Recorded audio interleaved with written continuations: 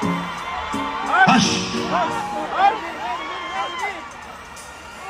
My Jamaican people, yeah, I love you, man.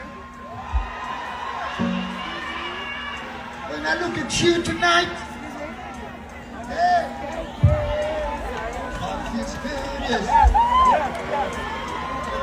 You never let me down.